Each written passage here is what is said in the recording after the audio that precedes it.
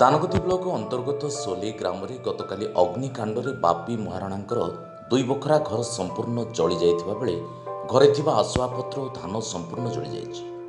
खबर मते बापी महाराणांक परिवार लोके तांको घरे ताला देई कंट्रोल दुकान को चाउल पई जाइथिले।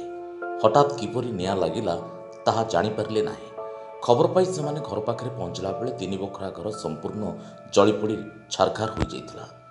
ए दुखद खबर जानिबा परे गरीब परिवार पाखरे विपत्ति समय कलिंगनगर प्रेस फोरम सभापति संपादक समस्त सदस्य पहुंची सहायता जोगी दैछन्ति। सुखिला खाद्य कंबल परिवार को जोगी दिया जाइछि। एटा तो बापा आमे जानिनु डीलर जाइथिनु गाँ लोक फोन करले। हाँ बंद थिला चाबी दिया आइथिला बा चाबी भांगिछन्ति। चाउल धान पैसा पतर सुना बाना जहाँ थिला तो सब गला। काली आज्ञा आम तो घरे नथिलु बो जाइथिले राशन कार्ड चाउल पई से समय केमिति कहीं कि निया लगी जाइछि।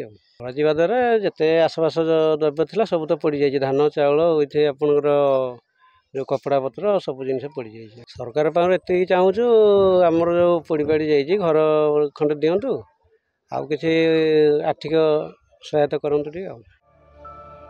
Kalinganagar Shrikant Mahapatra report, Jajpur news.